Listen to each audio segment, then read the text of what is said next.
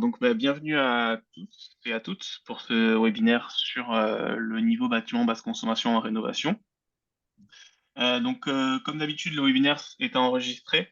Donc, que ce soit vos questions dans le chat ou la présentation et notre vidéo.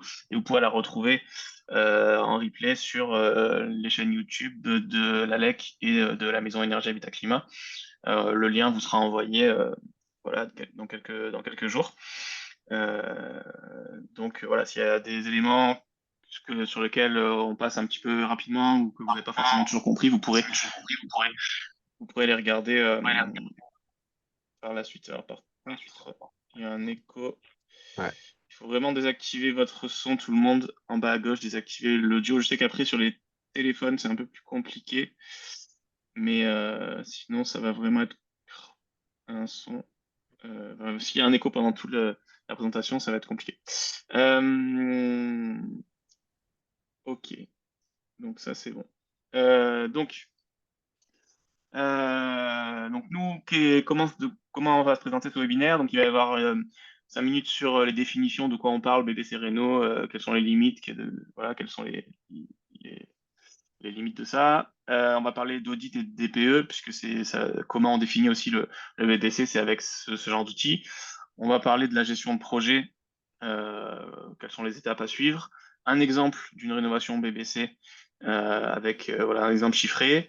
Et après, les aides financières qui peuvent aussi appliquer avec un petit focus sur 2024, même si on n'a pas encore tous les éléments.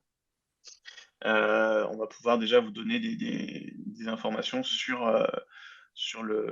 on va dire l'esprit des aides financières en 2024. Et puis après, comme je vous l'ai dit, un large temps avec des questions-réponses où on essaiera de répondre à toutes les questions que vous vous posez durant et après aussi le webinaire. Donc, pour se présenter, donc nous qui on est, donc moi je suis Olivier Blovac de la Maison Énergie Habitat Climat, donc sur Aix-en-Provence. Mon collègue Antoine, que je laisse se présenter. Bonjour à tous. Donc moi c'est Antoine Alberto de l'Agence locale de l'énergie et du climat sur Marseille et ses environs. Voilà, donc nous tous les deux on est conseillers du réseau France Rénov, que la majorité d'entre vous connaissent a priori. Donc on est service public de la performance énergétique et on est là pour accompagner gratuitement les particuliers dans leur projet de rénovation, que ce soit sur des maisons individuelles, sur des copropriétés, sur la partie technique, sur la partie financière, pour améliorer le parcours de rénovation. Et puis, on a aussi normalement un professionnel qui devrait nous rejoindre par la suite. Donc, Lenny, qui pourra se présenter lorsqu'il sera là. Alors là, il est coincé dans les bouchons. Donc, on espère que ça pourra le faire au moment des questions-réponses, puisque normalement, il est prévu voilà, qui puisse notamment nous aider et nous accompagner dans la réponse à toutes vos questions. Donc voilà, on espère que ça pourra le faire et qu'il pourra nous rejoindre à la fin. De toute façon, sinon, on essaiera de répondre au plus de questions possibles. Et puis à la toute fin, on gardera peut-être les questions les plus, les plus adaptées à lui pour qu'il réponde. Et puis vraiment, au pire des cas, s'il ne peut pas nous rejoindre, on lui transmettra les questions. Et puis dans le mail qu'on vous transmettra à la fin, on fournira des réponses précises à toutes les questions. Euh, ok, donc là il y en a d'autres qui arrivent. Allez. Donc là, ça j'en ai déjà parlé. Donc l'Agence locale de l'énergie et du climat et la Maison Énergie Habitat Climat, on accompagne les gens. On travaille aussi avec l'ADIL, l'Agence départementale d'information sur le logement, qui renseigne aussi plus spécifiquement sur la partie juridique fiscale. Et donc tout ça se regroupe sous ce qui s'appelle Allo Rénov Énergie, qui est un guichet unique avec le numéro. Et donc, quelle que soit votre commune, à partir du moment où vous êtes sur le département des Bouches-du-Rhône, en tout cas sur la métropole, vous pouvez appeler ce numéro et vous serez mis en relation en fonction de votre code postal et de votre question avec l'interlocuteur adapté. Voilà, du coup, je vais laisser mon collègue parler de la partie définition du BBC. Donc eh bien bonjour à tous. Alors donc pour commencer, petite précision sur ce qu'est ce fameux label BBC. Donc vous saurez à peu près tout ce que ça veut dire. Donc, bâtiment basse consommation, sous-entendu basse consommation énergétique. Donc, ça va désigner un bâtiment pour lequel la consommation énergétique nécessaire, pour le chauffage par exemple, sera significativement plus basse que celle des habitations standards. Donc, c'est un label français créé par un arrêté en mai 2007 relatif au contenu d'attribution du label haute performance énergétique. Et ce référentiel a été établi par l'Association française Effinergie. En tout cas, il est géré aujourd'hui par Effinergie. On va voir ce qu'est Effinergie plus tard. Et donc, pour prétendre à ce label, un premier chiffre, la consommation d'énergie primaire doit être inférieure à 80 kWh d'énergie primaire par mètre carré par an. Et donc, pour la diapo suivante, on va voir en quoi ce chiffre est important. Donc, si mon collègue va vous parler de DPE et d'audit, déjà une petite précision. Donc, si vous avez entamé ou déjà fait des travaux de rénovation, vous êtes au moins renseigné sur l'obtention d'aide financière, vous avez forcément entendu parler de primes, par exemple, pour l'atteinte du niveau BBC. Donc là, on parle d'un niveau lié au DPE, donc l'étiquette A ou B, où vous devez atteindre au moins 110 kWh par mètre carré par an. Le label BBC est plus exigeant. Donc pour l'obtenir, il faudrait être en dessous de 64 kWh par mètre carré par an en PACA, en région PACA. Donc comment on obtient ce chiffre? En appliquant un coefficient, c'est la carte que vous avez à droite. Donc dans notre région, c'est un coefficient de 0,8. Il est le même pour tout le pourtour méditerranéen. Et de fait, en fonction de l'altitude également, il faudra le corriger avec un autre coefficient.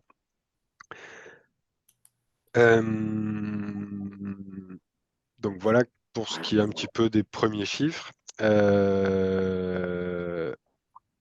Et donc ici, le message concrètement, c'est qu'actuellement, la réglementation et les aides financières qui incitent à effectuer ces travaux de rénovation sont basées sur des performances assez en dessous du niveau correspondant à cette fameuse basse consommation, ou en tout cas basse consommation réelle. Donc si vous pensez rénover votre maison, pensez à bien traiter chaque élément du bâti de la manière la plus performante possible. L'idée, c'est de ne pas tuer le gisement d'économie d'énergie.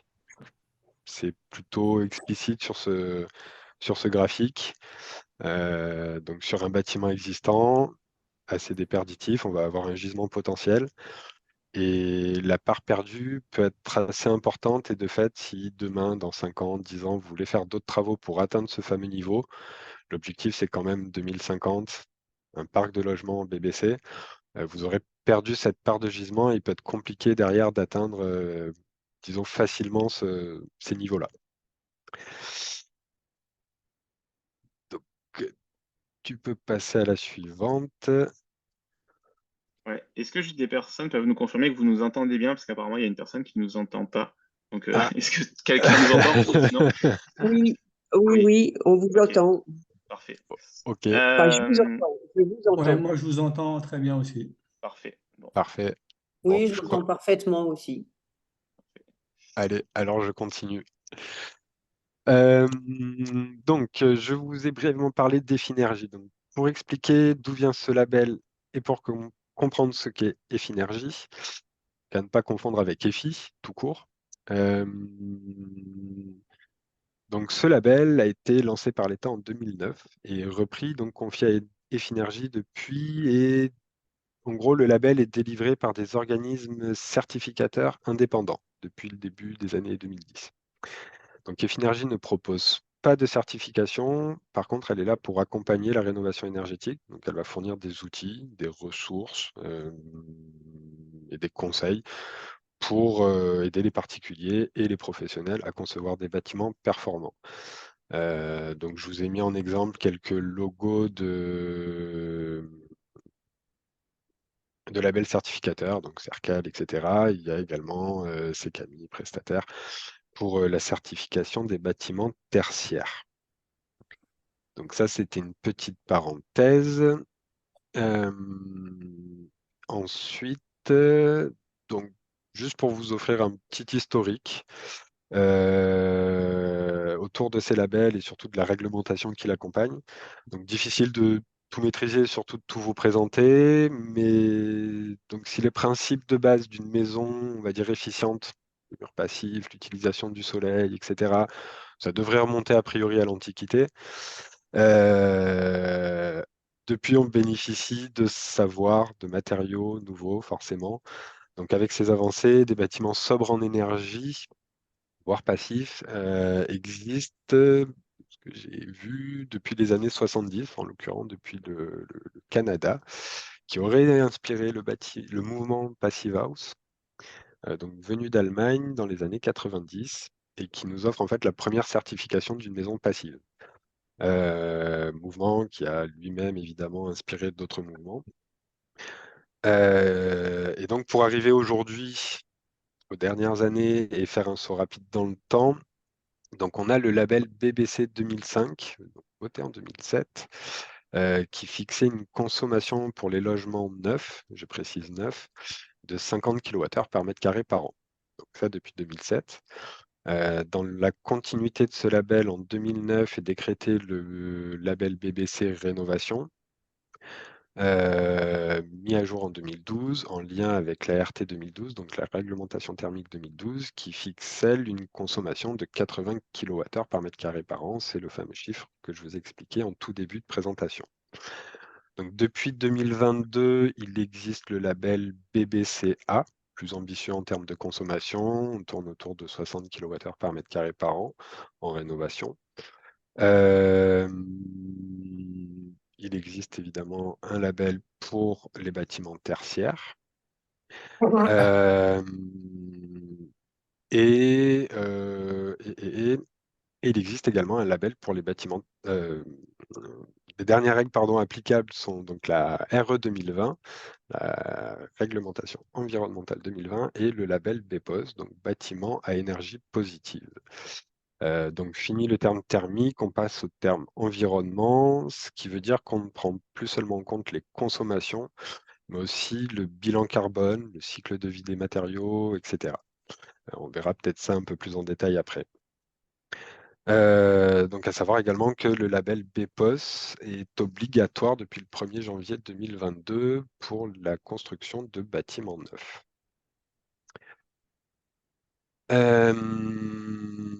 Et donc, pour conclure cette première partie, il faut savoir que toutes ces valeurs qu'on vous présente ne doivent pas être considérées comme un objectif en soi. Un certain nombre de bâtiments, de maisons ont le potentiel pour atteindre ce niveau BBC, ou en tout cas le niveau BBC du neuf, soit 50 kWh par mètre carré par an. Et comme l'indiquent les chiffres à l'écran, pour atteindre les objectifs BBC et de fait la neutralité carbone, il faut diviser les consommations des bâtiments, donc c'est une moyenne, par 3 ou 4. Donc on essaie de ne pas se priver et de faire mieux si on peut faire mieux.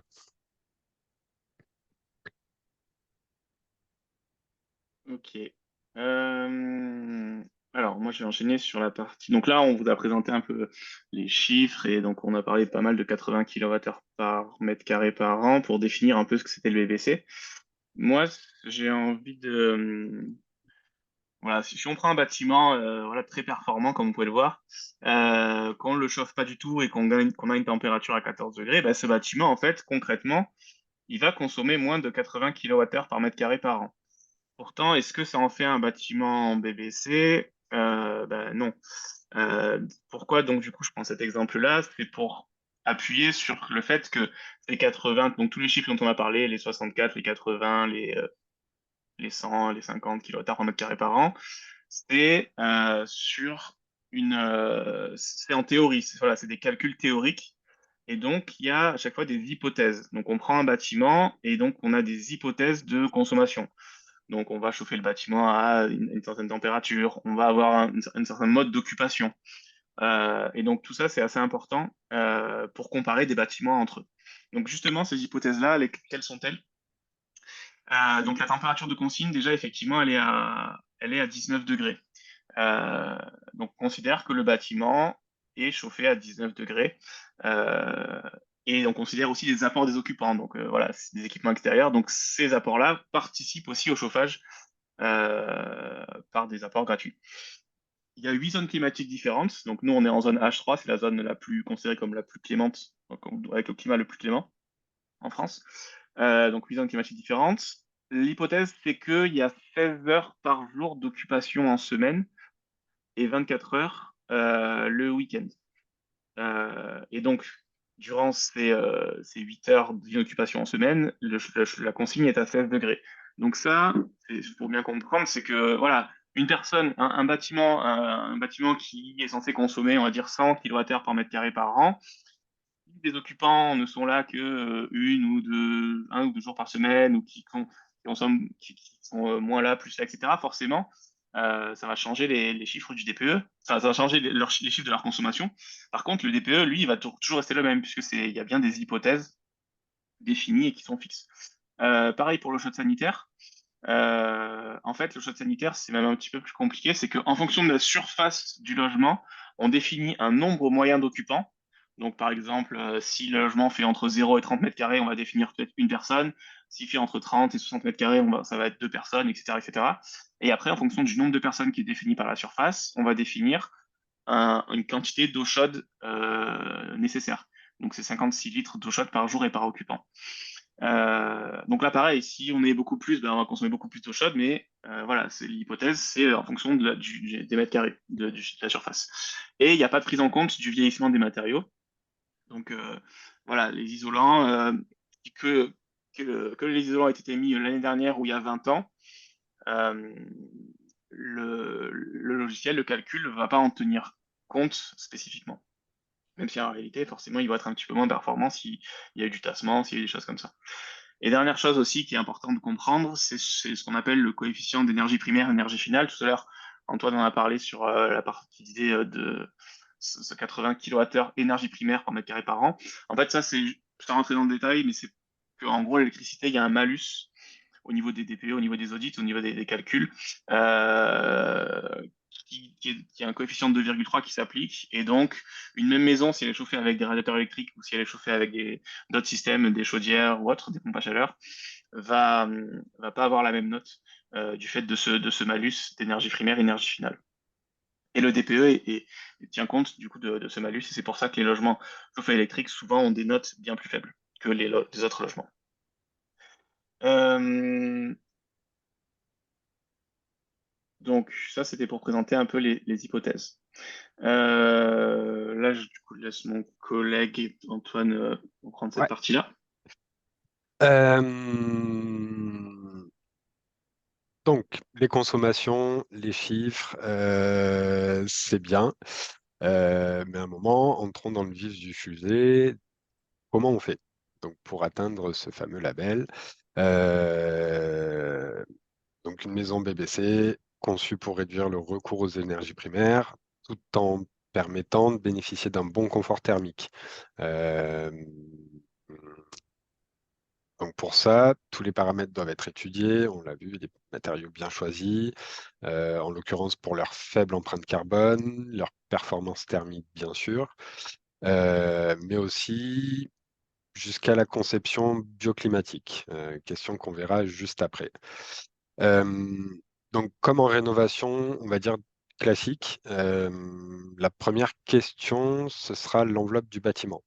Et comme il est primordial que votre logement affiche une parfaite étanchéité à l'air pour atteindre ce label et ce confort, donc vous devrez même privilégier a priori l'isolation par l'extérieur qui permettra de supprimer l'ensemble des ponts thermiques. Il faudra travailler sur l'épaisseur évidemment adéquate des matériaux. Elle va varier en fonction de la nature, de la partie de maison à isoler, les murs, le plancher, etc. On devrait être exemplaire également sur ce qu'on va définir comme les interfaces, donc la jonction entre les murs et la toiture, les murs et les fenêtres, etc. Pour la question de l'empreinte carbone, je l'ai dit. Donc là, comment on fait? On opte pour des matériaux biosourcés, par exemple, et surtout, on va favoriser les circuits courts. Évidemment, pour éviter toute déperdition au niveau des ouvertures, il est évidemment fortement conseillé d'avoir du double vitrage. Pour être encore peut-être plus spécifique, ce fameux label donc, précise que la mesure d'étanchéité, donc ça c'est une étape nécessaire à la certification en fin de travaux, c'est le fameux indice Q4, ne doit pas dépasser 0,6 m3 par heure par mètre carré. Donc pour les logements individuels, donc là on parle de la valeur du taux de fuite, et sur une maison, pour vous donner un exemple, peu ou pas du tout isolé, on va être sur du 2 m3 par heure par mètre carré. Donc il faut diviser par plus de 2 c'est cette donnée. Donc ensuite devrait être traitée la question de la ventilation, qui va être là pour le coup indispensable pour réduire l'humidité, assainir, renouveler l'air intérieur. Une maison BBC de fait, par son étanchéité à l'air, va avoir un besoin crucial d'être ventilée.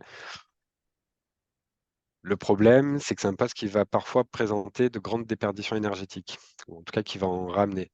Une VMC classique va apporter avec elle, donc par les aérations présentes aux fenêtres sur vos doubles vitrages, du froid l'hiver et de la chaleur l'été. Donc on va augmenter nos consommations pour donc soit réchauffer, soit refroidir. Donc pour pallier à ce problème, il existe les VMC double flux. Donc c'est une ventilation qui va extraire l'air intérieur et insuffler dans la maison un air neuf, dépollué, même réchauffé grâce à des dispositifs d'échangeurs thermiques.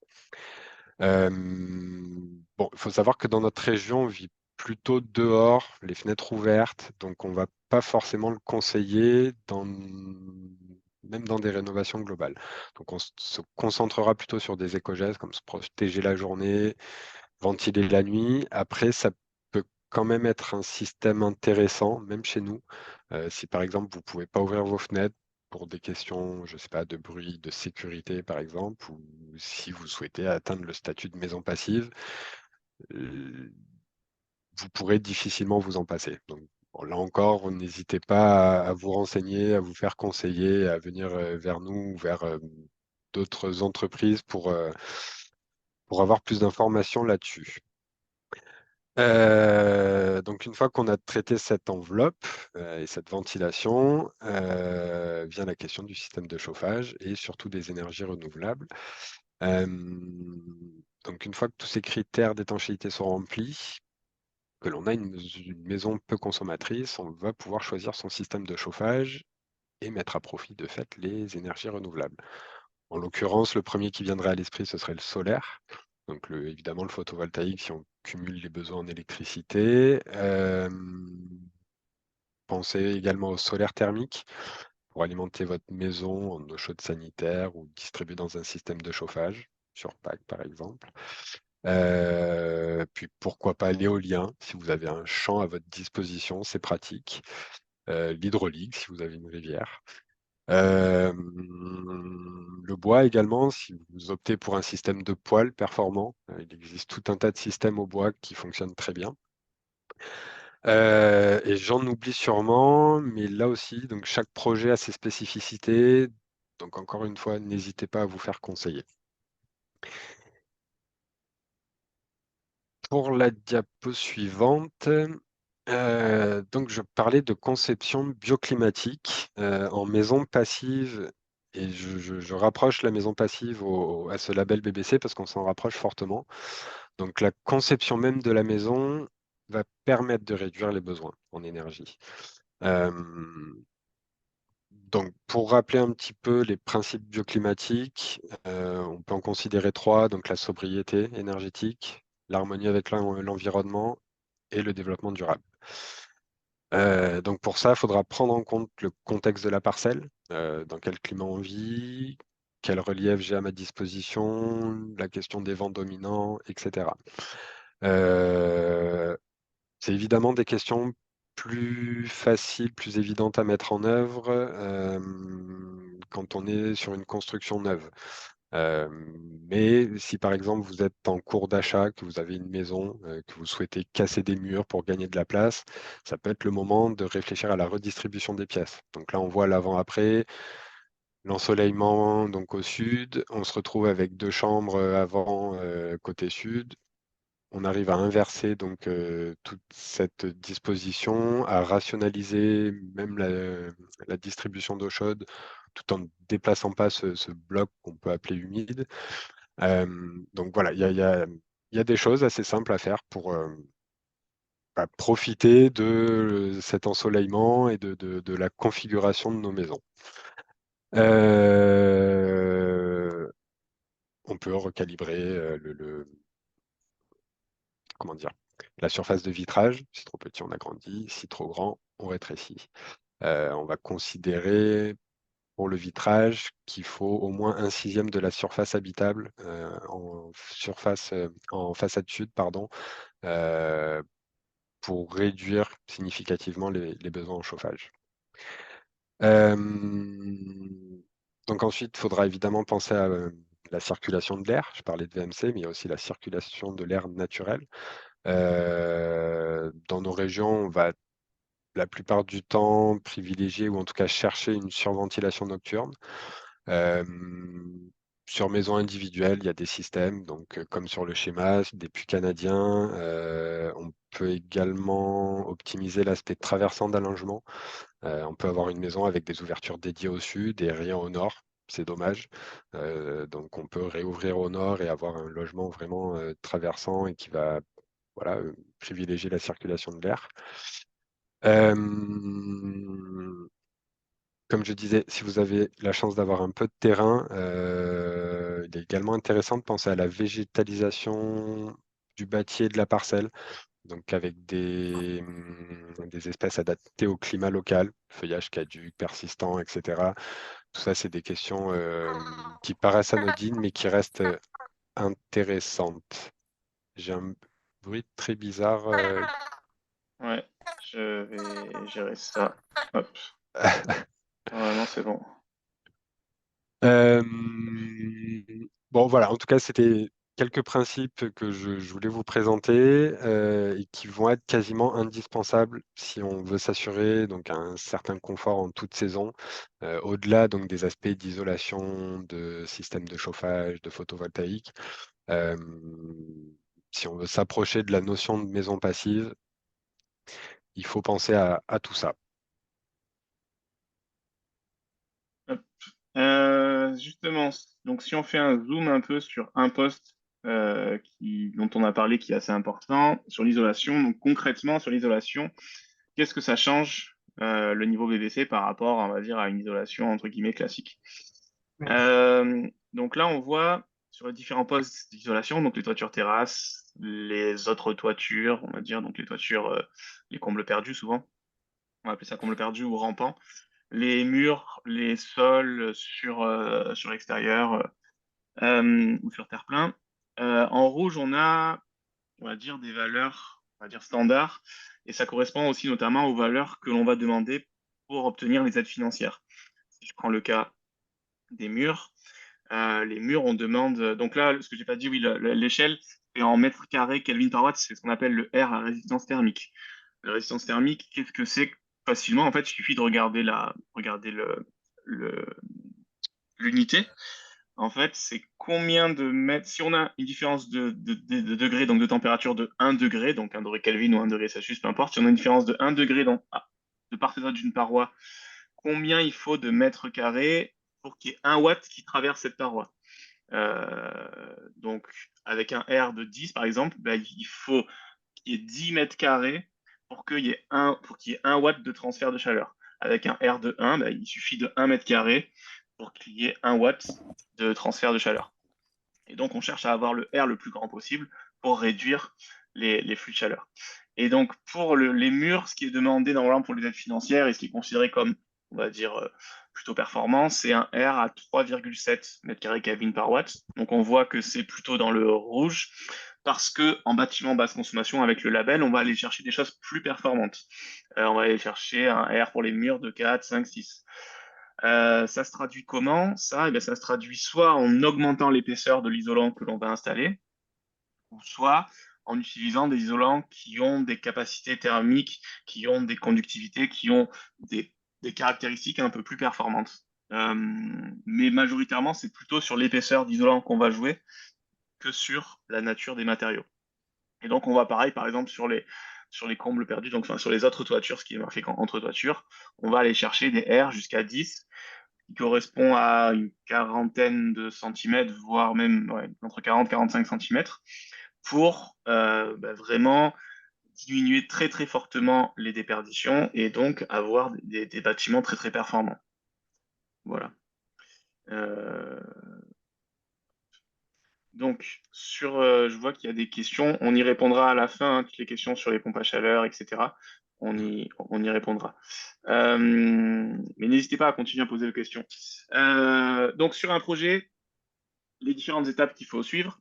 Donc, ce qui est important, c'est le diagnostic de la maison. Donc ça, notamment, on pourra faire un point après avec l'entreprise lorsqu'elle sera là. Voilà, étude de faisabilité, voir qu'est-ce qui est possible de faire. Et nous aussi, on a la possibilité de venir faire des évaluations énergétiques pour vous permettre d'y voir plus clair et de voir quelles priorités seraient à mettre en œuvre rapidement. La question du financement aussi, et ça on va l'aborder un petit peu après, mais c'est important déjà de se renseigner avant parce que souvent il faut, il y a des conditions spécifiques, il faut faire les demandes avant les travaux, il faut faire des démarches, etc. Donc ça c'est important de s'y intéresser le plus tôt possible. Donc ça c'est la phase d'avant-projet. Après la phase de conception, c'est tout ce qui est étude thermique, ça aussi ça sera important. On en parlera aussi tout à l'heure sur l'audit énergétique, mais voilà, en 2024, le point d'entrée, notamment au niveau des aides financières, ça va être dans quelle classe se situe mon bâtiment? Quelle classe énergétique? Est-ce que je suis en A, B, C, D, E, F ou G? Ça va vraiment être le point d'entrée pour savoir quel parcours on va faire et comment vont s'organiser le projet. Donc ça, c'est assez important d'avoir en tête ça, ou si vous l'avez pas, on vous demandera en fait de faire une étude pour savoir où est-ce que le bâtiment se situe. Toute la phase de devis, toute la phase de dossier d'aide financière. Donc tout ça, c'est en faire aussi en amont des travaux. Ensuite, il y a la phase plutôt demande de permis, demande de validation, d'autorisation. Et puis après, la phase travaux avec, comme on a parlé tout à l'heure, Antoine, potentiellement des tests d'étanchéité à l'air pour voir si tout a été bien étanche au niveau des jonctions entre les menuiseries, les murs, les planchers, etc. Et aussi notamment après toute la phase de réception des travaux qui est important aussi. Il faut bien penser à mettre des réserves s'il y a des problèmes, à bien faire une réception en bonne et due forme pour s'éviter des problèmes. Et puis après, bien sûr, la finalisation avec les aides financières, bien transmettre toutes les factures pour valider et recevoir les différentes aides financières auxquelles vous êtes éligible. Du coup, voilà, donc là, on peut vous montrer un petit exemple de ce que ça peut donner, sur un projet de rénovation théorique. Donc là, c'est une étude qui a été faite avec un des logiciels qui peut être utilisé pour faire les audits, pour faire les DPE, et pour comprendre un peu comment on arrive à gagner une lettre. Donc là, c'est un appartement au dernier étage, mais ça peut s'apparenter à une maison parce qu'en fait, il y a des combles, donc ça donne sur l'extérieur. La différence, c'est surtout que au niveau du plancher, il y a très peu de déperdition, comme on le voit, parce que ça donne sur un local chauffé, ça donne sur un autre appartement en dessous. Mais sinon, à part ça, c'est un peu le même principe qu'une maison individuelle. On va retrouver un peu le même comportement. Donc là, c'est un logement qui est chauffé en tout électrique, donc avec des radiateurs électriques, du convecteur. On peut voir assez régulièrement encore avec du simple vitrage qui n'est pas isolé au niveau des combles, pas isolé au niveau des murs. Et donc, c'est pour ça qu'on est en F. Donc, dans le diagnostic, on est à 417 kWh par mètre carré par an. Je vous rappelle que nous, notre objectif, c'est plutôt d'être en dessous de 100, autour de 80, voire moins. Donc, il y a du travail.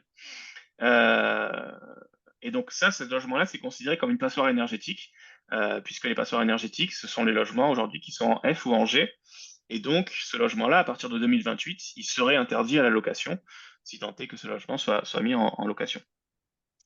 Donc, une première proposition qui peut être faite, un premier scénario de travaux, ça peut être d'isoler les combles perdus avec un R de 8,2. Donc là, le R, je vous renvoie ici, là, où voilà, on est dans la zone verte, hein, enfin, entre verte et rouge, mais on est en tout cas dans le bon chemin, vers le bon chemin.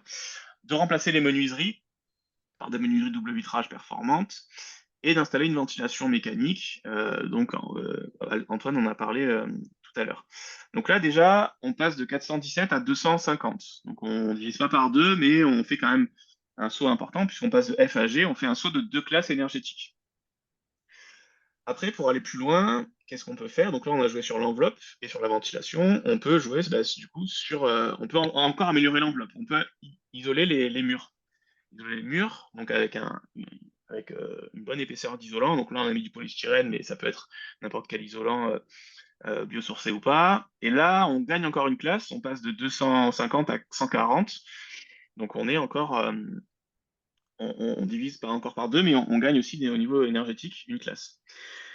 Et puis après, pour aller plus loin, ben, on peut s'intéresser au système de chauffage et mettre en place. Alors, à gauche, on ne les voit pas parce que c'est en dessous, mais là, c'est avec une pompe à chaleur.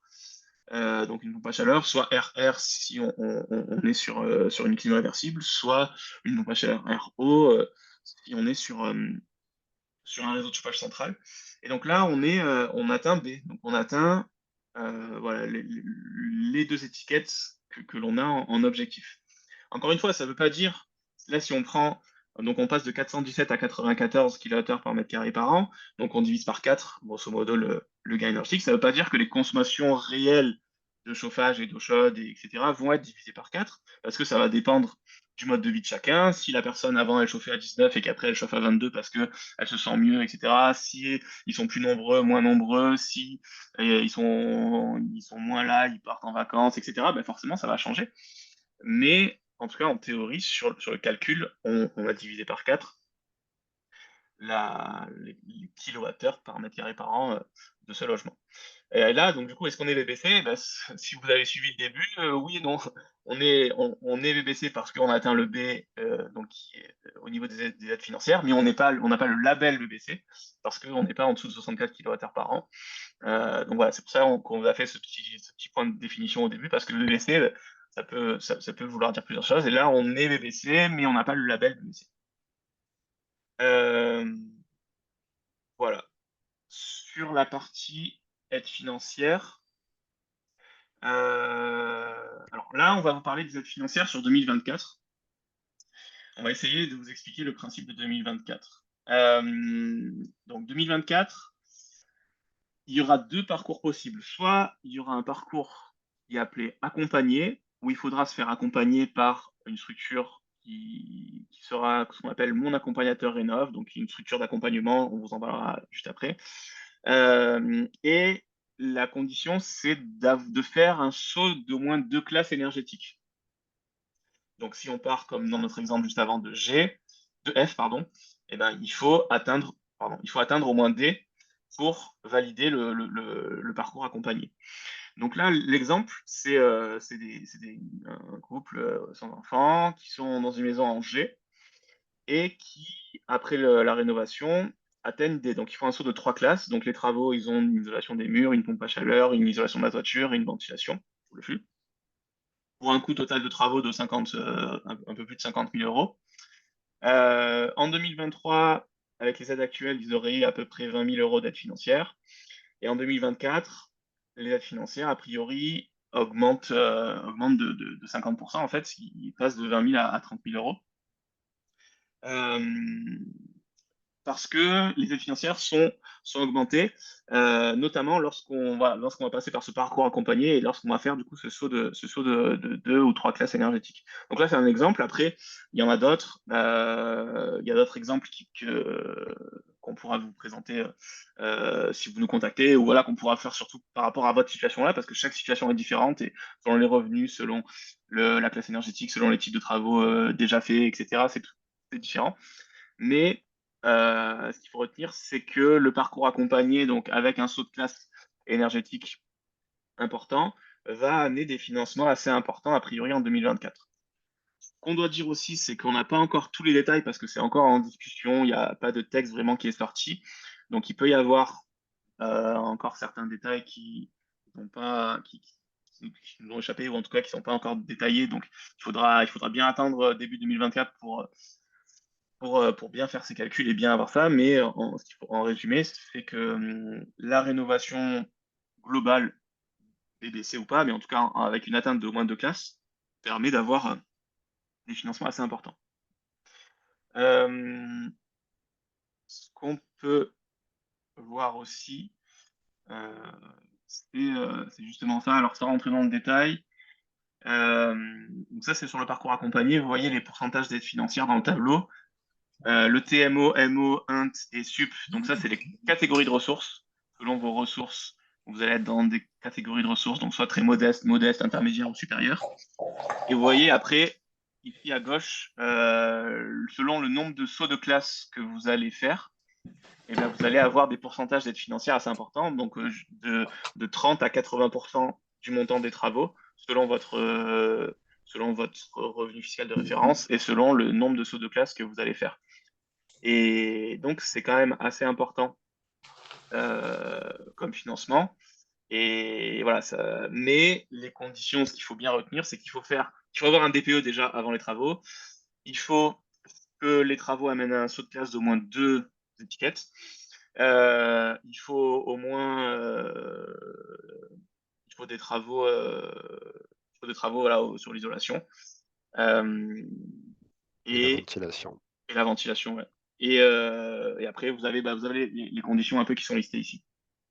Dans l'état actuel des connaissances, puisque comme je vous l'ai dit, c'est pas encore totalement défini. Voilà sur ça. Hop. Ok. Alors, l'entreprise n'est pas encore disponible a priori, donc on va parler de l'outre, et puis après on va commencer à répondre à vos questions. En effet, parlons de l'outre. Donc, c'est un nouvel espace donc destiné aux particuliers et aux professionnels. Donc, comme vous pouvez le lire, c'est gratuit et ça permet surtout en fait de simplifier votre parcours. Donc, à savoir, pour vous présenter les fonctionnalités de base, que ça va vous simplifier la mise en relation avec les professionnels. Donc, vous allez pouvoir faire des demandes de devis directement sur le site, sélectionner vos professionnels par poste de travaux en fonction de votre territoire et sélectionner vos entreprises derrière. Vous aurez accès à nos comptes rendus, etc. Donc, c'est un véritable espace d'échange qui va et qui déjà facilite grandement la communication entre chaque partie. Donc, vous avez l'adresse. Je vous invite concrètement à vous inscrire si vous avez des besoins d'informations, un projet en cours, des questions. Ça nous permettra de vous appeler. Je vois là sur les dernières questions, des questions sur les aides financières, etc. C'est le moment. Voilà, donc sautez sur l'occasion, loutre-rénovation.fr, vous créez votre compte et un conseiller vous rappellera dès que possible. Voilà. Alors pourquoi l'outre? Il y en a qui peuvent se poser la question. En fait, c'est les initiatives, c'est Oui, l'outil territorial de la rénovation énergétique. Et donc j'aurais dû commencer par ça. c'est un outil effectivement qu'on a créé nous, enfin avec l'ALEC et la Maison Énergie, pour faciliter en fait le parcours de rénovation. Le principe, en fait, c'est que en vous inscrivant, vous allez être mis en relation, si vous voulez, parce qu'après, vous êtes libre aussi de faire votre parcours tout seul, mais vous pouvez être mis en relation avec un des conseillers, vous pouvez être mis en relation aussi avec les professionnels, et c'est en gros l'interface, ça va être l'outil d'interfaçage entre les professionnels, les conseillers comme nous, et vous. Donc, vous pourrez transmettre les devis, vous pourrez avoir des conseils sur ces devis-là, vous pouvez transmettre les factures, transmettre des informations sur vos travaux, où est-ce que vous en êtes, si vous avez fait des travaux, vous pouvez reprendre votre projet par la suite si jamais vous faites des travaux un peu en séquencé. Donc voilà, c'est à ce titre-là que c'est assez intéressant. Donc comme l'a dit mon collègue, n'hésitez pas à vous inscrire sur l'autre-rénovation.fr. Du coup, on va commencer les questions. On va prendre les plus anciennes en premier. Alors, la plus ancienne question, c'est du MES. C'était donc l'isolation est un point important par l'intérieur. Cela diminue les surfaces, point. De plus, des travaux importants sont induits. Réfection de revêtement intérieur, reprise de l'électricité. Est-ce que ces travaux connexes sont pris en charge dans le calcul de la subvention et des aides? Je sais pas si tu veux répondre, Antoine, ou si tu veux que je réponde. Bah, vas-y, si tu veux. Ok. Je prends la Euh, prochaine. allez. Alors, au niveau des aides financières, alors tout dépend des aides financières. Il y a certaines aides financières qui sont des forfaits. Donc là, c'est des forfaits par mètre carré. Donc là, en fait, la question ne se pose pas vraiment parce qu'en fait, on a 100 mètres carrés d'isolation, ben, on va avoir je sais pas, 20 euros par mètre carré d'aide financière, par exemple. Et donc là, la question ne se pose pas de ce qui est pris en compte, puisque c'est en fonction du nombre de mètres carrés que vous isoliez, quels que soient les travaux induits, quels que soient les travaux connexes que vous fassiez. Euh, Par contre, effectivement, dans ce qu'on a vu, notamment en aide financière, où c'est des pourcentages de travaux, par exemple 30% du montant hors taxe, etc. Là, la question se pose. Comme j'ai dit, pour l'instant, on n'a pas tous les détails. Historiquement, il y avait notamment tout ce qui était parement, enduit, enfin, placo, etc., qui étaient pris en compte dans le crédit d'impôt historiquement. Mais on ne peut pas le certifier qu'en 2024, ce sera de la même manière, puisqu'on n'a pas encore tous ces détails, et il faudra attendre le début 2024 pour voir vraiment dans les arrêtés, dans les textes, et dans les petites astérix, ce qui est pris en compte de ce qui n'est pas pris en compte. Voilà. Je te laisse faire la suivante. Alors, toujours la même personne a priori. Donc, concernant le mode de chauffage, nous sommes en copro avec des logements individuels. Une de nos copropriétaires envisage de poser une PAC RR, mais le règlement de copro interdit les unités extérieures. Et Oui, après, il y a la donc suite là, en dessous. La suite en dessous, ouais. ouais. Donc, nous l'avons orienté vers une PAC qui rejetterait les calories en été dans une sorte de gaine technique avec une verrière en partie haute. Est-ce que vous connaissez? Ça me dit quelque chose en effet. Alors, il faut savoir que au sein de notre ALEC, de nos ALEC, des espaces Conseil France Rénov', on a, en tout cas pour ce qui nous concerne, deux pôles, un pôle particulier, individuel, et un pôle copropriété. Je fais malheureusement partie du pôle individuel. Donc, très Moi aussi. concrètement, voilà, donc très concrètement, je vous invite de fait à vous inscrire sur l'outre, à poser votre question, et le pôle copro sera ravi de répondre à votre question. Mais c'est quelque chose qui me parle. J'ai vu un projet passer où en effet il y a tout un système de rénovation ou en tout cas d'amélioration des évacuations existantes. Et il me semble en effet que ça peut passer par là, à confirmer. Ouais. Alors, il y a Jean-Pascal Alors, qui nous dit. quand vous parlez des copros, c'est toujours Rosita Amat? En effet, elle fait Bon, partie de l'équipe. ok, parfait. Pour les personnes qui sont sur le territoire de l'Agence locale de l'énergie, oui. Ouais, Enfin, entre autres, parce qu'il n'y a pas que elle, hein, je suppose, mais effectivement. il n'y a pas qu'elle. Donc, il y a Jean-Pascal qui nous fait une précision. Donc, effectivement, peut-être que je me suis trompé dans les lettres, mais effectivement, les gains de classe, c'est bien de F à D et de D à B. Je me suis peut-être effectivement un petit peu emmêlé les pinceaux. Euh, alors, question de VB. Donc, en gros, c'est est-ce qu'on peut étaler les travaux dans le temps? Donc, ça, peut-être qu'il a posé la question avant que l'on mette ça, sûrement. Mais en fait, effectivement, donc pour le parcours accompagné, donc ma prime rénov. Alors, lui, il parlait de ma prime rénov Sérénité, qui est un peu particulier, mais le principe est le même.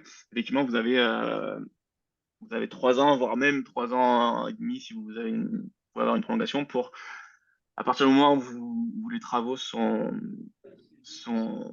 où les travaux sont validés, où l'aide financière est validée, vous avez jusqu'à 3 ans pour réaliser vos travaux. Donc, ça permet effectivement d'étaler un peu les travaux dans le temps en bénéficiant des différentes aides. En tout cas, ça, c'est les dispositions qui sont prévues pour 2024. Je te laisse la deuxième, enfin la prochaine, pardon. Bonjour. Quel autre matériau pour l'isolation des murs par l'extérieur que le polystyrène? Merci. Si je veux rénover une maison vide pour l'occasion. Alors, pour l'isolation des murs par l'extérieur, comme je l'évoquais au début de cette présentation, il existe des matériaux biosourcés, notamment et surtout quand on a des murs en pierre. Là, c'est une petite parenthèse. Si vous avez des murs en pierre, polystyrène interdit. Donc, isolation par l'extérieur, vous avez tout un tas de solutions en fait. Ça peut être de la fibre de bois, ça peut être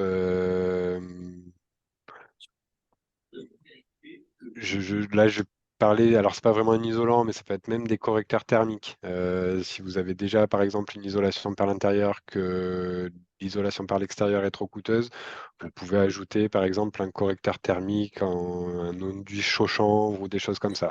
Donc, il existe tout un tas de solutions autres que le polystyrène.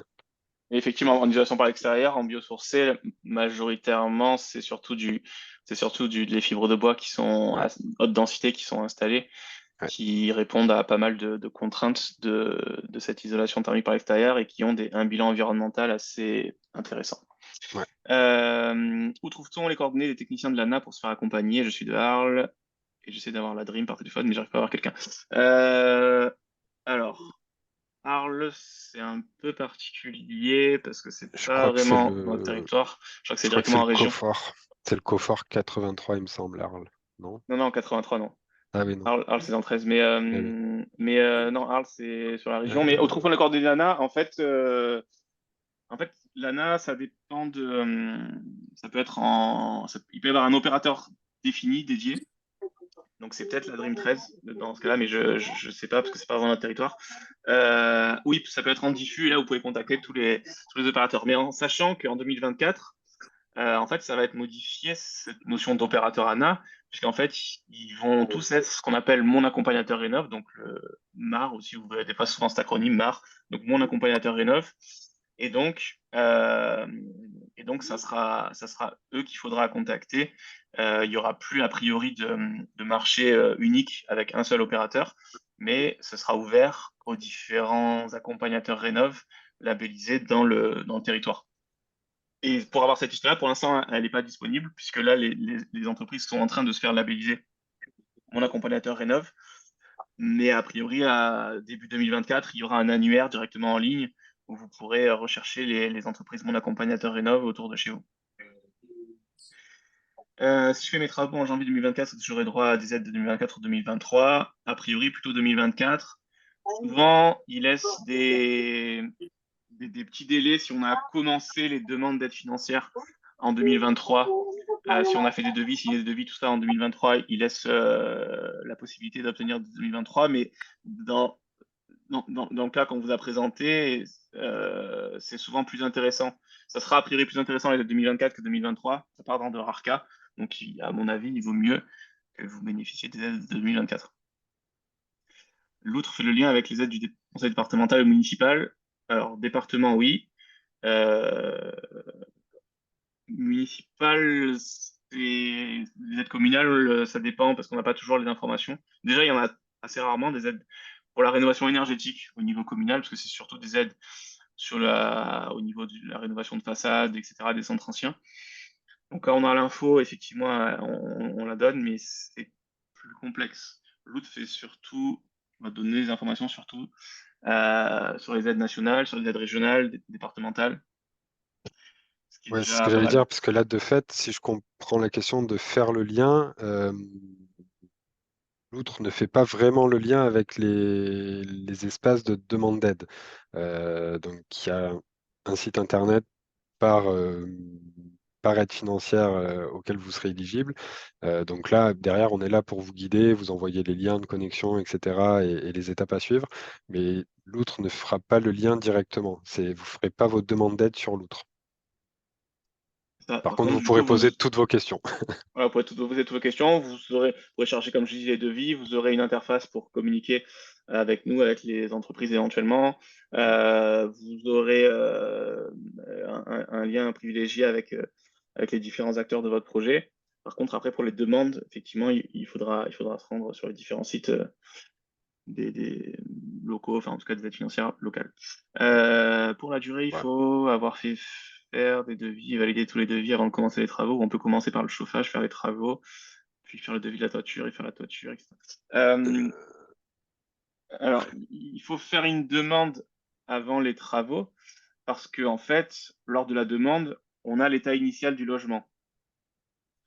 Donc on a l'état initial, on est en F par exemple. Euh, Vous faites ça, vous faites l'audit énergétique Et donc, en gros, l'étude énergétique avec les devis qui permet de valider que en faisant tous ces travaux-là, vous allez atteindre C, par exemple, ou D. Vous faites, donc là, la demande est, faites la demande avec ces documents-là qui valident votre projet. Et à partir de ce moment-là, vous avez 3 ans pour réaliser les travaux dans l'ordre que vous souhaitez. Enfin, il y a quelques notions respectées, mais en tout cas, il n'y a pas de, voilà, vous faites les travaux que vous voulez. Et après, donc, vous avez 3 ans pour présenter les factures correspondant à ces travaux-là afin de déclencher le paiement des aides financières. Excusez-moi, je prends la parole du coup. C'est moi Oui. qui pose la question. Oui. Est-ce qu'il faut avoir fait comment ça s'appelle, le diagnostic de la maison en 2023 ou en 2024? Si vous l'avez en 2023, il pourra être utilisé en 2024. Là aussi, c'est pareil, on ne connaît pas tous les tenants, les aboutissants de comment seront acceptés les dossiers, etc. Est-ce que ça va moduler le coût de l'accompagnement? Donc, on dirait que vous pouvez avoir les deux. Si vous n'avez pas d'études, peut-être de commencer à préparer votre projet en faisant des devis, en faisant chiffrer, en étudiant la faisabilité des travaux et en maturant un petit peu votre projet. Et une fois accompagné, de faire l'étude. Et j'ai pas bien compris qui c'est qui nous accompagnait. Alors, justement, normalement, l'entreprise va arriver d'une minute à l'autre, et du coup, c'est ce type d'entreprise-là qui va vous accompagner. En fait, en 2024 est créé ce qu'on appelle mon accompagnateur rénov. Mon accompagnateur rénov, c'est qui concrètement? C'est des bureaux d'études, des auditeurs, des architectes qui vont avoir le tampon de l'État, qui vont avoir le tampon mon accompagnateur rénov. Donc pour ça, ils doivent justifier d'une expérience dans la rénovation, justifier d'avoir les compétences pour faire des audits, etc. Et donc c'est via ces structures-là qu'il va falloir passer et se faire accompagner. Ça va être une obligation pour le parcours accompagné, donc le parcours dont les aides s'affichent à l'écran. Et donc, ils vont faire plusieurs choses pour vous. Ils vont faire l'audit énergétique qui va justifier du gain, qui va valider le fait que on passe de F à D, par exemple. N'importe. Et après, ils vont vous accompagner dans l'étude du dossier, dans les aides financières notamment, etc. Donc, et ça s'appelle mon accompagnateur rénov. Pour l'instant, c'est pas encore mis en place puisque ça commence au 1er janvier 2024. Certaines entreprises sont déjà labellisées, ils ont déjà ce tampon-là. Mais pour l'instant, il n'y a pas de liste, mais c'est ces entreprises-là qu'il faudra contacter. Et ça coûte combien? Alors, cet accompagnement, il est calibré pour coûter à peu près 2000 euros, en sachant qu'il y a une prise en charge qui est entre 100% pour les très modestes et 20% pour les ménages supérieurs.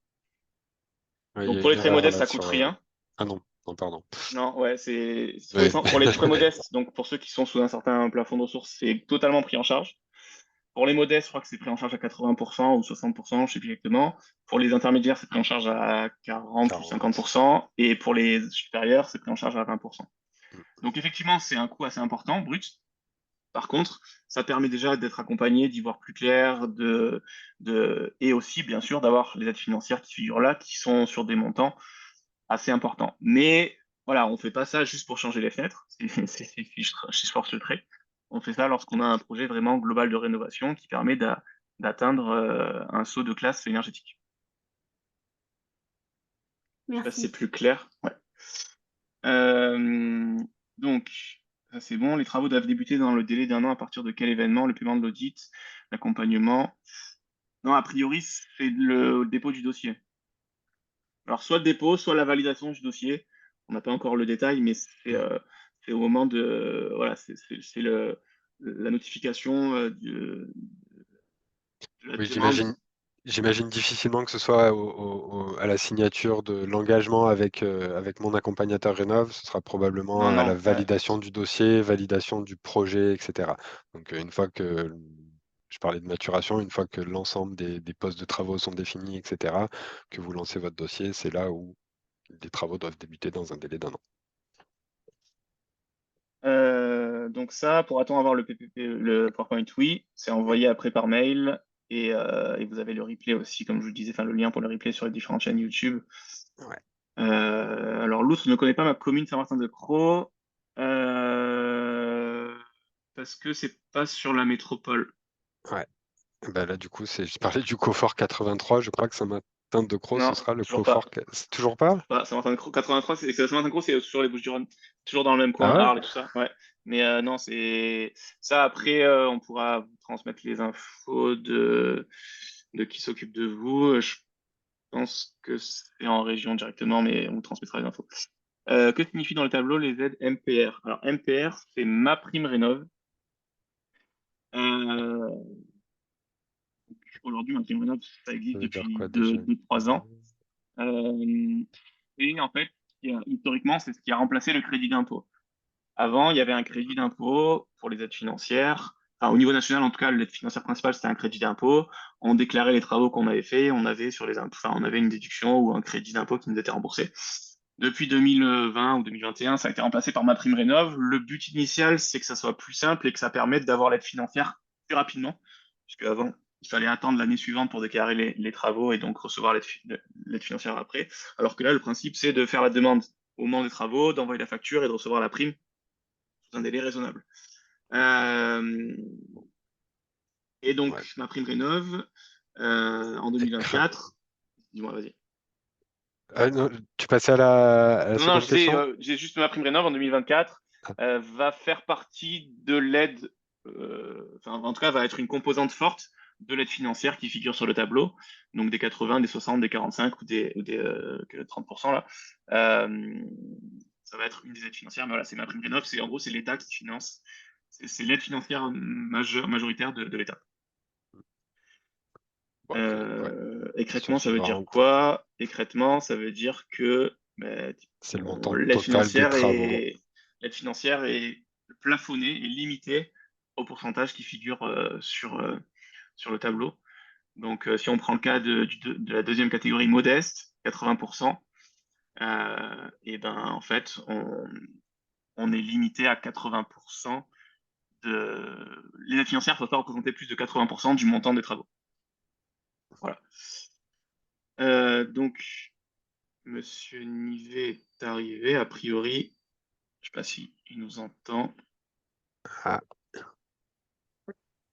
Oui. Non. Allô? mon micro est coupé.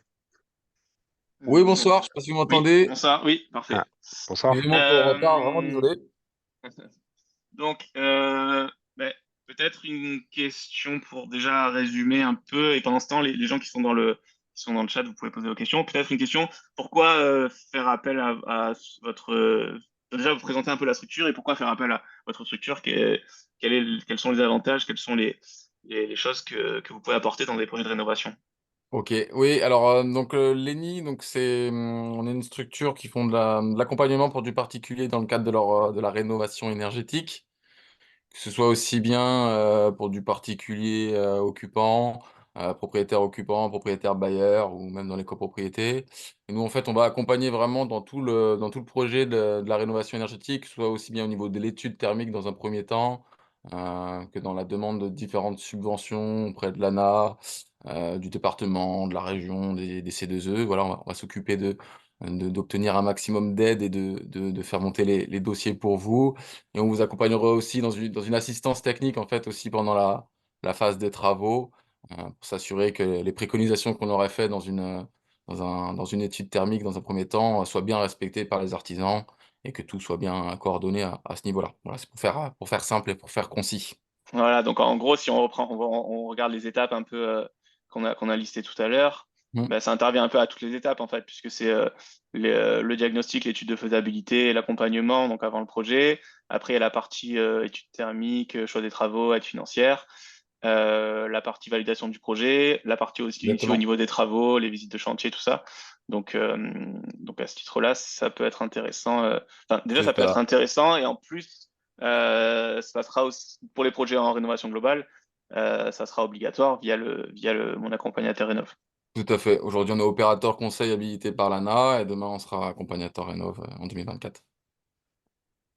Voilà.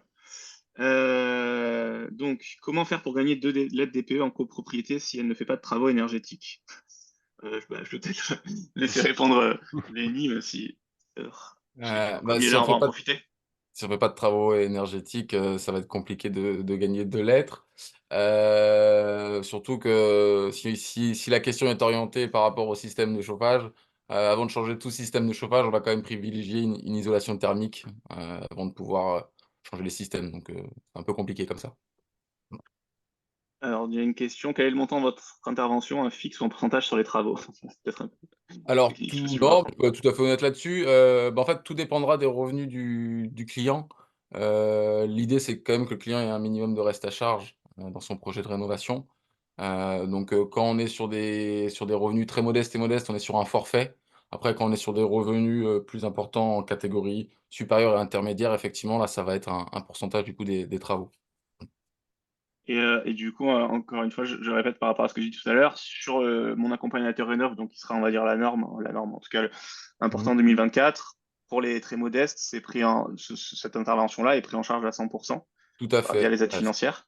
Exactement. Et après, sur les catégories un peu plus élevées, il y a un pourcentage qui diminue, mais il y a quand même déjà une prise en charge qui est au niveau des aides nationales, et puis après c'est forcément un reste à charge.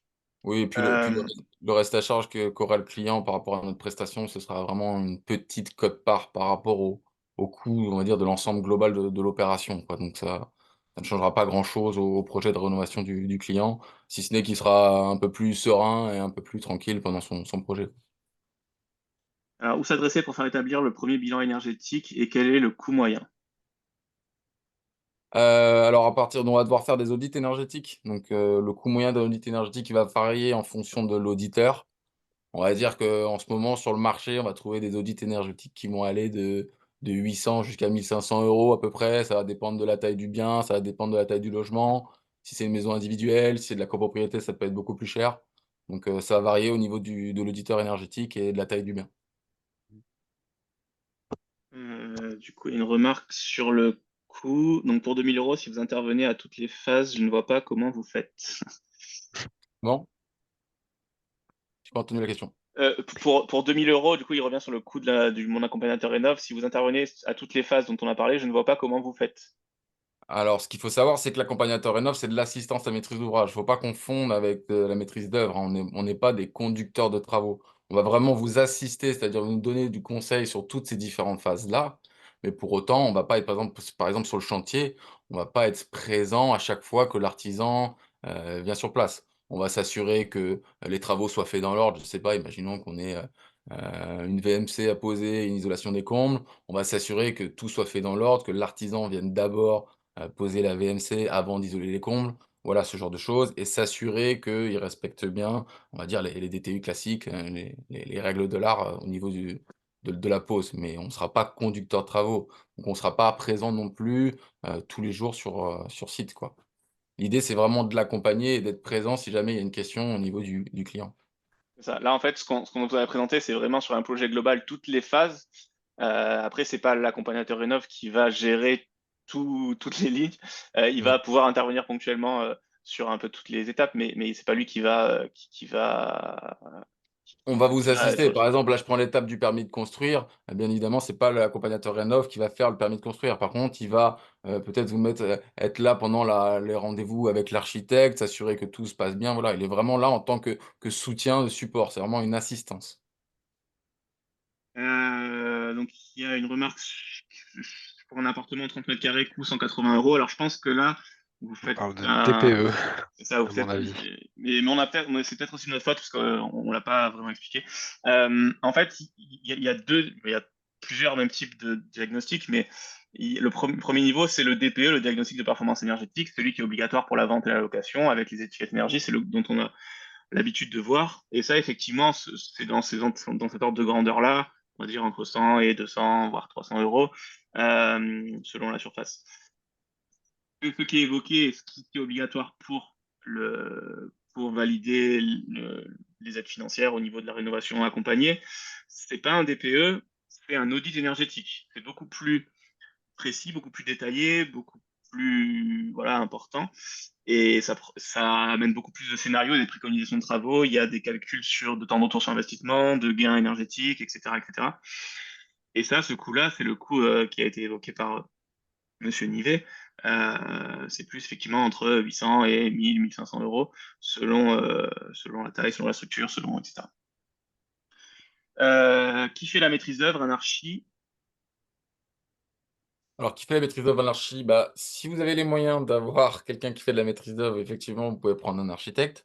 Après, quand ça va être sur de la copropriété, bien évidemment, en général, il y a quelqu'un qui fait la maîtrise d'œuvre. Quand c'est pour de la maison individuelle, on n'a pas forcément la nécessité d'avoir, quelqu'un qui s'occupe de la maîtrise d'œuvre. Tout dépendra, en fait, de la lourdeur et de l'ampleur des travaux. Donc il y a pas qu'un seul choix. Mais, dans de la rénovation, globale sur de la copropriété, effectivement, en général, il peut y avoir un architecte qui s'occupe de la maîtrise d'œuvre. Comment se passe le règlement des factures auprès des différents artisans intervenants? Faut-il faire l'avance et ensuite être subventionné par les différents organismes? Et bah, moi, je peux compléter, mais par financière et aide, bah, Ouais, soit ils ont la capacité, soit vous avez la capacité, de faire l'avance. À ce moment-là, vous pouvez le faire et vous pouvez vous faire accompagner par un prêt, un éco-prêt à taux zéro, ou soit alors vous pouvez faire une demande d'avance auprès de l'ANA et vous pouvez avoir une partie, de votre aide qui est versée par l'ANA, et à ce moment-là, ça vous permet au moins de payer les avances auprès des artisans, ce qu'on appelle les acomptes, pour qu'ils puissent, eux, démarrer les chantiers. Et après, une fois par contre que les factures, les chantiers sont faits, demander le déblocage complet de la subvention. c'est ça, parce qu'en fait, je vais essayer de retourner, voilà. Pour les personnes qui sont très modestes et modestes, donc qui sont de première catégorie, il y a possibilité de demander une avance du montant, d'une certaine partie, d'un certain pourcentage du montant des aides financières indiquées, qui permet voilà, de financer déjà une première partie des travaux, en attendant de pouvoir financer le reste à la fin des travaux. Où trouver un accompagnateur? J'ai dû me débrouiller tout seul pour déposer mon dossier et j'ai attendu quasi un an pour avoir une réponse et maintenant les travaux vont commencer. Alors, ben, mon accompagnateur réseau, ce dont on parle depuis tout à l'heure, c'est prévu pour commencer le 1er janvier 2024. Comme je disais, aujourd'hui, il n'y a pas de liste d'annuaires spécifique puisque les entreprises sont en train d'obtenir les agréments et de se mettre en place. Après, les accompagnateurs, sinon, bah, ça peut être des accompagnateurs ANA, comme par exemple l'ENI, qui peut intervenir selon votre situation au niveau financier, selon aussi votre territoire, parce que des fois, il y a des marchés qui sont conclus, donc il y a des opérateurs définis. Mais après, enfin, après, là, a priori, votre question, c'est surtout par rapport à votre projet, a priori, qui va commencer dans quelques temps. Donc là, après, ça va être comme soit de la maîtrise d'œuvre, peut-être pour faire accompagner si c'est un gros projet, soit après, essayer de trouver un accompagnateur. Rénovation globale égale plusieurs corps d'État et donc un maître d'œuvre. Je me rappelle d'une rénovation avec des menuiseries performantes posées sans joint périphérique. Oui, c'est sûr que même des travaux, il n'y a pas forcément une rénovation globale, peuvent amener des désordres, peuvent être mal effectués, peuvent avoir des malfaçons et de toute façon, c'est toujours bien de se faire accompagner. Complètement, si le client a la capacité financière de se faire accompagner dans de la maîtrise avec un maître d'œuvre, un conducteur de travaux, effectivement qu'il le fasse. Après, comme je le disais, selon, les types de travaux que l'on fait, ça peut être fait en bonne intelligence. Dans le sens où quand on sait par exemple qu'on fait, je sais pas, comme disait l'exemple de la question où on dit, remplacement des menuiseries, OK, peut-être qu'il y aurait une isolation par l'extérieur qui est faite derrière. Effectivement, joint périphérique, c'est important de le mettre pour qu'on ait une bonne étanchéité.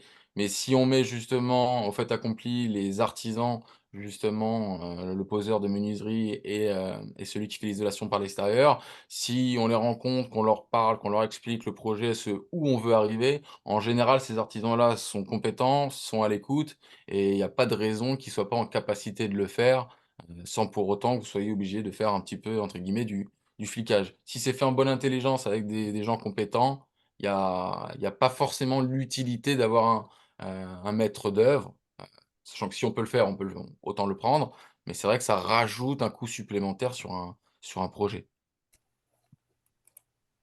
Alors, si vous avez des questions encore, n'hésitez pas.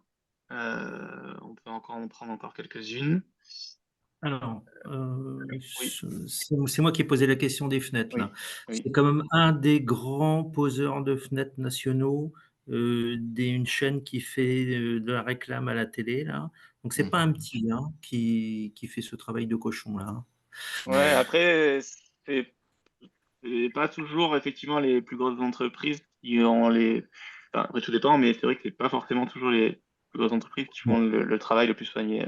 Ouais, ok. parce que souvent pour ces menuiseries-là, souvent on est sur la menuiserie qui est de la grande marque. Et après, derrière, on a différents poseurs. Ils vont faire intervenir différents poseurs. Et c'est là où ça peut coincer en général. C'est qu'on n'a pas forcément la maîtrise sur ces poseurs qui auraient été choisis par ces grandes sociétés-là. C'est ce que disait du coup M. Blovac. C'est ça, c'est là que c'est vrai. C'est que des fois, faire attention à ces grandes entités qui ne sont pas toujours gages de bonne qualité. Ok. Alors, si c'était possible de revenir sur le slide qui Oui, m'a c'est vrai qu'il y avait beaucoup cette question-là. intéressé Oui, je reviens. sur Ouais. ne pas Oui, tuer le gisement. oui, c'est vrai que j'avais noté votre question et j'ai oublié. Hop. Voilà, ça, j'ai pas trop compris. Parce que, en fait, ça veut dire quoi? Que il faut pas faire une rénovation qui hypothèque des travaux ultérieurement, c'est ça? Laisse Antoine répondre du coup. Concrètement, c'est ça. Peut-être, Monsieur Nivet, ça vous parle? Ouais, Vous voulez complètement. intervenir? Bah, ça nous arrive souvent, nous, de conseiller aux clients qui, des fois, veulent tout faire, mais n'ont pas les moyens de tout faire correctement. Justement, plutôt prendre le temps de le faire intelligemment et de faire les choses étape par étape. Je donne un exemple. Par exemple, justement, un client là, qui voulait à tout prix changer ses menuiseries, mais qui avait prévu dans 5 ans de faire une isolation par l'extérieur. Bah, on lui a conseillé d'attendre de faire l'isolation par l'extérieur pour changer ses menuiseries, pour justement que ce soit fait en bonne intelligence et pas du coup, bah, mettre ses menuiseries puis après isoler et ce serait pas forcément très performant et du coup, ça pourrait tuer aussi le gisement, réduire aussi les aides et les performances derrière. Donc c'est ça, c'est travailler intelligemment dans ce sens-là. Et après aussi, c'est dans l'idée aussi, c'est que quand on fait des travaux, souvent quand on a fini les travaux, voilà, on en a un peu marre, on n'a plus envie de repartir 1 an ou 2 ans après sur des travaux parce que bah, ça prend du temps, parce que c'est un peu intrusif, voilà. Et donc il y a aussi cette idée-là d'essayer de grouper tous les travaux.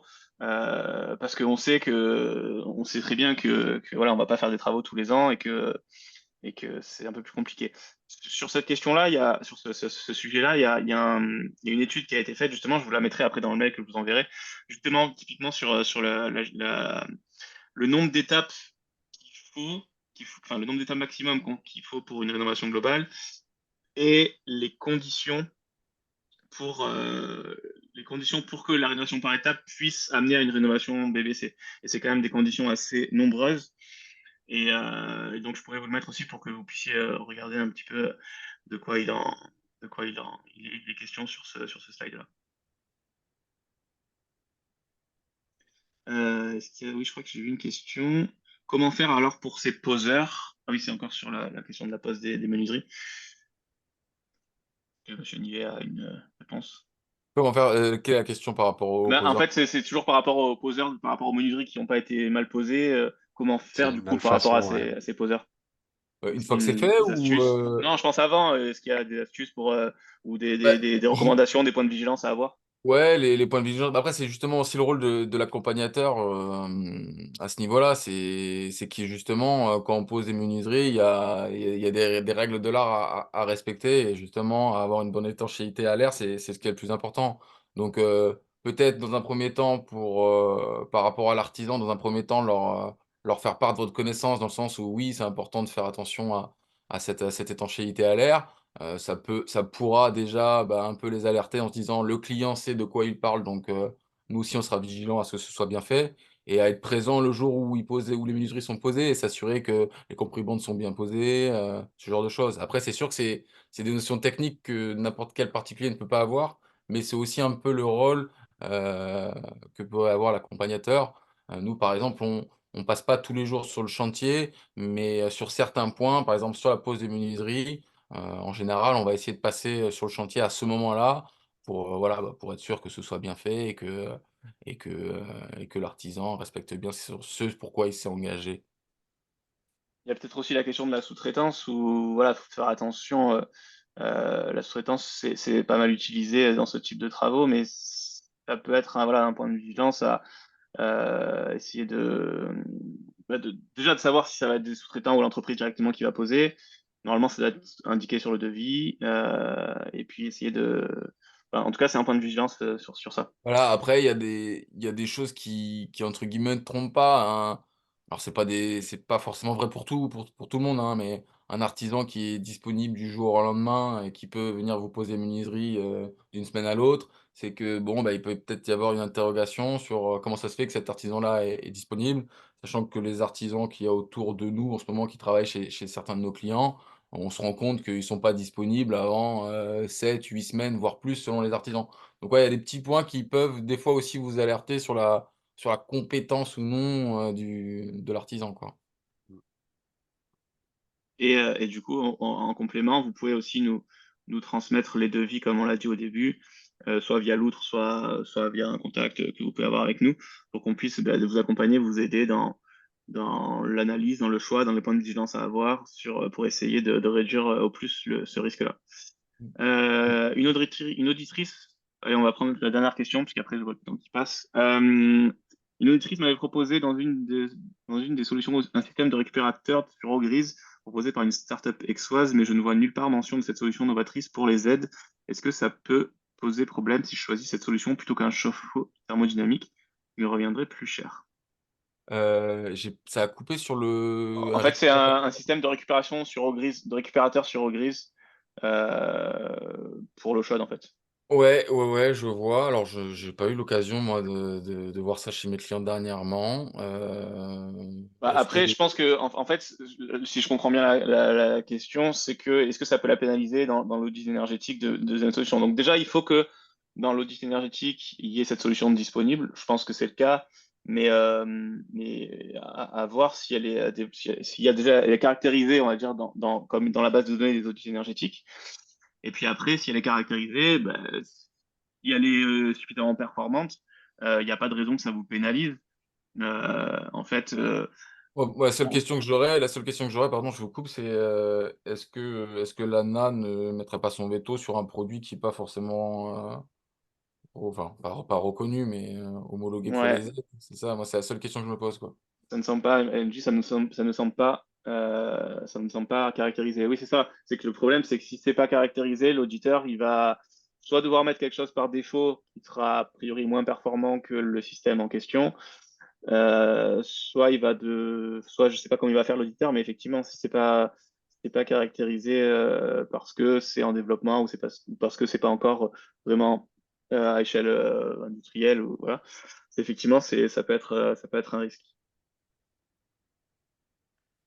On dit que ça marche très bien sur les copros. Oui, ça m'étonne pas parce qu'effectivement, il y a un débit plus important et donc ça permet de récupérer plus.